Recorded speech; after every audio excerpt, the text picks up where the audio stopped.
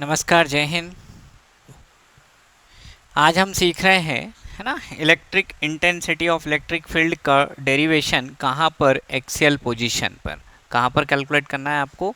Intensity of electric field, intensity of electric field on axial position. Okay, intensity of electric field, electric field on axial position. कहाँ पर calculate करना है आपको? Axial position पर calculate करना है। ठीक है, तो आपको एक्सियल पोजीशन पर कैलकुलेट करना है। तो एक्सियल पोजीशन का कॉन्सेप्ट क्या होता है? आप डाइपोल की वजह से, due to an electric dipole, तो जिसे हम क्या पढ़ते हैं? ई एक्सियल पढ़ते हैं, है ना। एक्सिस पर कैलकुलेट करना है, इसलिए इसे क्या पढ़ेंगे? ई एक्सियल पढ़ेंगे। अब ई एक्सियल कैलकुलेट कैसे किया जाता है? तो ई एक्सियल कैलकुलेट करने के लिए आप एक डाइपोल कंसिडर कर लीजिएगा। एक माइनस क्यू हो गया और एक कितना प्लस क्यू है। इस पॉइंट को मैंने ए नाम दिया, इसे कितना बी। कहाँ पे कैलकुलेट करना है? एक्सिस पर। तो एक्सिस क्या होती है? जो डाइपोल की लाइन है उसी को आगे एक्सटेंड कर दीजिए। तो एक पॉइंट ले लिया P, जहाँ पर आपको इलेक्ट्रिक फील्ड की इंटेंसिटी कैलकुलेट करना है। ये डाइपोल का सेंटर हो गया। यहाँ से यहाँ तक की लेंथ भी कितनी? L। यहाँ से यहाँ तक की लेंथ भी कितनी? L। और ये टोटल लेंथ कितनी होती है? 2L।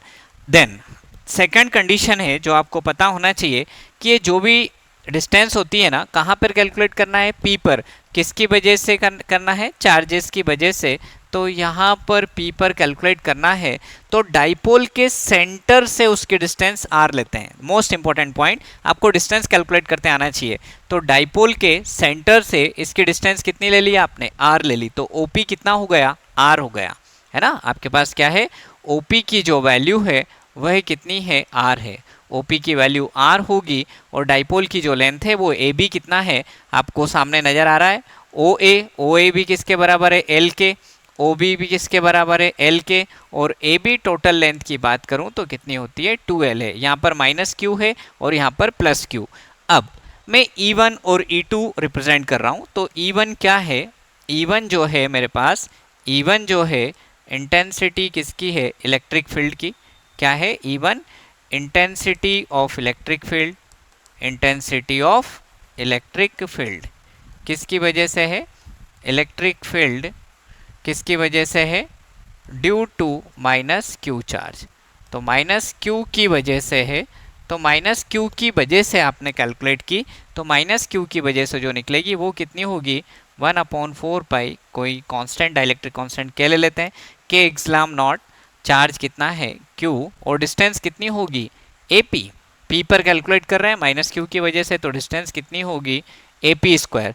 तो AP को आपको कैलकुलेट करना आना चाहिए।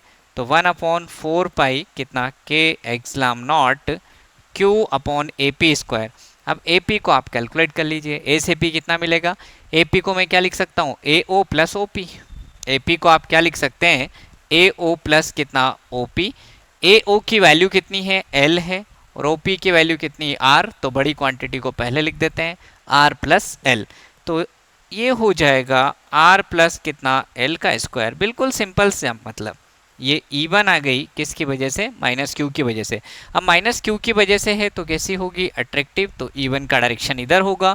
प्लस क्यू की वजह से E2, तो इसका डायरेक्शन इधर होगा। ओके, रिपल्सिव होगी। डायरेक्शन लिखें तो अलोंग किधर किधर की साइड आएगी? अलोंग P से A की साइड, अलोंग PA। अलोंग कितना? PA। कैसी क्वांटिटी है? वेक्टर है, इसलिए हमको क्या लिखना पड़ेगा? डायरेक्शन बतलाना पड़ेगा। तो ये आपने क्या कैलकुलेट किया? ये आपने E1 कैलकुलेट किया। कोई प्रॉब्लम तो नहीं? ये क्या कैलकुलेट कर पाए आप? E1 कैलकुलेट कर पाए। ओके, अब ये E1 कैलकुलेट किया है तो नेक्स्ट हम इसी के बेसिस पर E2 कैलकुलेट कर लेते हैं। E2 जो है वो क्या होगी? ये भी इंटेंसिटी होगी, है ना। ये भी इंटेंसिटी होगी किसकी? इलेक्ट्रिक फील्ड की। इलेक्ट्रिक फील्ड की किसकी वजह से? Due two plus Q charge. अब ये जो रिजल्ट है ये किसकी वजह से है? प्लस क्यू चार्ज की वजह से, जिसे मैंने E2 डिनोट कर दिया। डायग्राम में देखें E2 तो कितना होगा? सेम कहानी, 1/4 पाई एप्सिलॉन नॉट, 1/4 पाई के एप्सिलॉन नॉट, क्यू अपॉन कितना? R। R कितना होगा? पी पर कैलकुलेट कर रहे हैं, पी पर कैलकुलेट कर रहे हैं इस चार्ज की वजह से, तो डिस्टेंस कितनी होगी बीपी, तो आप क्या लिखेंगे बीपी का स्क्वायर। अब बीपी कैसे कैलकुलेट करना है वो डायग्राम से देख लीजिए, बीपी कितनी होगी। अब आपको ओपी पता है, ये तो डायरेक्ट नहीं पता था, तो ओपी माइनस ओबी क्या लिख सकता हूँ, ओपी माइनस ओबी, तो ओपी माइनस ओबी लिखेंगे आप, इसकी वैल्यू क्या लिखेंगे आप, बीपी को क्या लिखेंगे ओपी माइनस ओबी, ओबी कितना आर माइनस कितना एल, तो ये हो जाएगा आर माइनस एल, तो 1/4 पाई के एग्जाम नॉट है ना क्यू, ये कितना आर माइनस एल, ये वैल्यू कितनी होगी आर माइनस एल का स्क्वायर, ये E2 मिलेगा।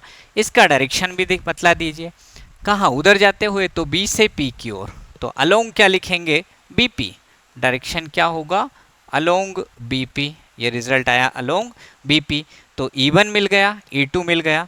आपको क्या चाहिए नेट वैल्यू रिजल्टेंट, तो राइट साइड क्या होता है पॉजिटिव, लेफ्ट साइड क्या होता है नेगेटिव, हम तो दोनों का रिजल्टेंट कैलकुलेट कर रहे हैं, ऐड कर रहे हैं, बट इधर का डायरेक्शन क्या लेते हैं पॉजिटिव होता है और ये डायरेक्शन इधर क्या होगा नेगेटिव, तो मुझे नेट और रिजल्टेंट चाहिए, तो नेट इलेक्ट्रिक फील्ड और रिजल्टेंट की बात करूं, नेट या रिजल्टेंट है ना इलेक्ट्रिक फील्ड की बात करें तो आपको कितनी मिलेगी, नेट और रिजल्टेंट इलेक्ट्रिक फील्ड की बात करूं तो E2 प्लस कितना E1, बट E1 क्या है नेगेटिव है, तो E2 माइनस कितना E1 होगा। अब आपने लिखा E2 माइनस कितना E1, E2 प्लस माइनस कितना हो गया माइनस E2 माइनस E1, यहाँ पर आप वैल्यू सब्स्टिट्यूट कर दीजिएगा, तो E एक्सियल की जो नेट मिलेगी वो होगी E2 1/4 पाई के एग्जाम नॉट, 1/4 पाई के एग्जाम नॉट क्यू अपॉन कितना आर माइनस एल का स्क्वायर, माइनस 1/4 पाई के epsilon naught Q upon R plus L का स्क्वायर। ठीक है, अब आप क्या करेंगे, जो क्वांटिटी दोनों में सेम है उसे कॉमन लिख दीजिएगा, 1/4 पाई के एग्जाम नॉट को कॉमन लिखा और क्यू भी है क्यू को भी लिख दिया, 1/r माइनस एल का square minus 1/r plus L का स्क्वायर। ठीक है, अब q अपॉन 4 पाई के एग्जाम नॉट एलसीएम लेंगे तो r माइनस एल का स्क्वायर और r प्लस एल का स्क्वायर, इधर r प्लस एल का स्क्वायर जाएगा और इधर r माइनस एल का स्क्वायर। ठीक है यहाँ तक, okay. Then q upon 4 pi के एग्जाम नॉट, इसको आप एक्सपेंड करेंगे और नीचे की वैल्यू देखो, इसमें भी स्क्वायर इसमें भी स्क्वायर, तो पहले तो r माइनस एल और ये कितना r प्लस एल, इस पूरे का होल स्क्वायर लगा दिया, इधर a square b square 2ab minus a square b square minus 2ab। ठीक है यहाँ तक, ओके। अब अगर ये वैल्यू क्लियर है तो मैं यहाँ पर नेक्स्ट कंडीशन में R square positive R square negative cancel, L square positive L square negative cancel, 2rl और प्लस 2rl 4rl हो जाएगा, कितना हो जाएगा, ये वैल्यू मिली q अपॉन 4 पाई के एग्जाम नॉट, रिजल्ट होगा 4rl। नीचे की वैल्यू की बात करो a प्लस बी और a minus B, a minus B a plus B, तो क्या लिख सकता हूँ a square minus B square, a square minus B square का होल स्क्वायर।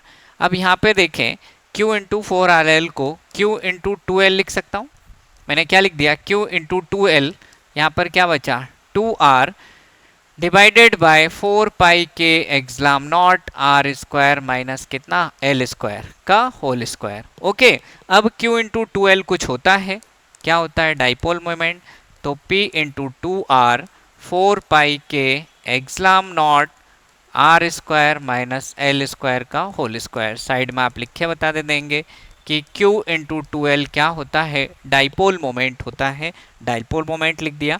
तो रिजल्ट क्या मिला फाइनली, ई एक्सियल की वैल्यू की अगर हम बात करें तो ई एक्सियल का जो रिजल्ट आया वो कितना आया, E axial 2pr divided by 4 pi के एग्जाम नॉट, 4 पाई के epsilon naught R square minus L square का होल स्क्वायर, ये रिजल्ट होगा किसका ई एक्सियल का।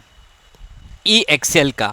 अब इसमें कुछ कंसिडरेशन है ना, जैसे जो आर डिस्टेंस है, देखो एल जो है डाइपोल के बीच की डिस्टेंस है 2l, और आर बहुत ज़्यादा बड़ी है, तो अगर आर बहुत ज़्यादा बड़ा हो जाए एल से, तो इसका मतलब जो एल स्क्वायर है वो किसको टेंड करेगा, जीरो को, है ना। इन दोनों के बीच की, डाइपोल के बीच की डिस्टेंस चार्ज की, और एक कोई दूर पे बैठा हो उसकी डिस्टेंस, तो कितने, जैसे आप दो लोग पास में बैठे हैं आपकी डिस्टेंस, और एक कोई बंदा आपसे 10 किलोमीटर दूर बैठा है उसकी डिस्टेंस आपसे, तो वो 10 किलोमीटर वाली डिस्टेंस क्या होगी, बहुत ज़्यादा होगी जो आप दो लोग पास में बैठे हैं उनके कंपैरिजन में।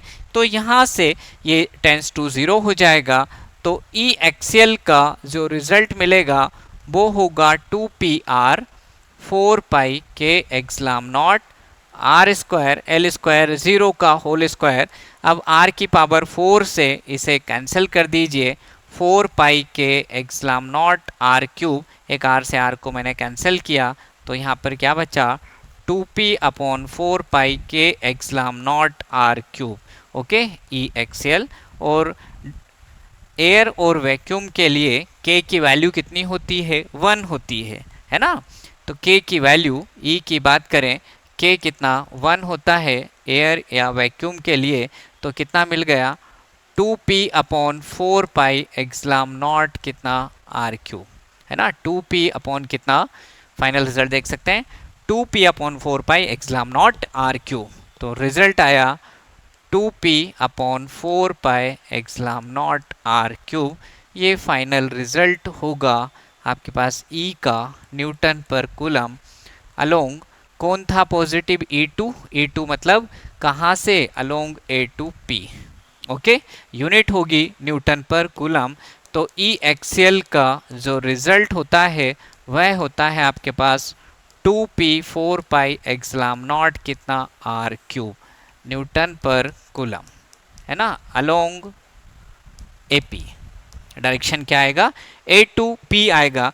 तो ध्यान रखें ई का जो नॉर्मल फॉर्मूला होता है वह क्या होता है, ई इक्वस टू आप कितना लिखते हैं, है ना, ई की जो वैल्यू होती है 1/4 एक्सलाम नॉट क्यू अपॉन कितना आर स्क्वायर, मतलब ई इन्वर्सली प्रोपोर्शनल होता है 1/r स्क्वायर के। बट जब आप एक्सियल पे कैलकुलेट करते हैं, बट ऑन एक्सियल पे आप अगर कैलकुलेट करते हैं तो ये होता है q अपॉन 4 है ना, मतलब 2p अपॉन कितना, 2p upon 4 epsilon naught R cube. तो इसका क्या मीनिंग हुआ, e जो है जो एक्सियल पे आएगा वो इन्वर्सली प्रोपोर्शनल होगा किसके, आर क्यूब के, है ना। इन जनरल ई जो है इन्वर्सली प्रोपोर्शनल होती है किसके, आर स्क्वायर के। बट जब कभी भी आप डाइपोल की वजह से कैलकुलेट करेंगे तो ई जो है वो इन्वर्सली प्रोपोर्शनल होगी किसके, आर क्यूब के। तो ये आपका कंप्लीट डेरिवेशन हुआ कहाँ पर, एक्सियल पर कैलकुलेट करने का तरीका। ई एक्सियल पे पूछा जाए आपसे तो ई एक्सियल पर आप इस तरह से कैलकुलेट करेंगे, intensity of electric field due to an electric dipole on axial position, है ना। Intensity of electric field calculate करना हो, के क्या था, डाइलेक्ट्रिक कांस्टेंट था, है ना। के क्या होता है, डाइलेक्ट्रिक कांस्टेंट होता है, के जो होता है वो डाइलेक्ट्रिक क्या होता है, कांस्टेंट, और उसे रिलेटिव परमिटिविटी भी बोलते हैं। किसके बराबर होता है, एक्सलाम अपॉन कितना, एक्सलाम नॉट के बराबर होता है। के जो है डाइलेक्ट्रिक कांस्टेंट होता है किसी भी मीडियम के लिए। ओके, तो जय हिंद, नेक्स्ट क्लास में फिर मिलते हैं नेक्स्ट डेरिवेशन के साथ।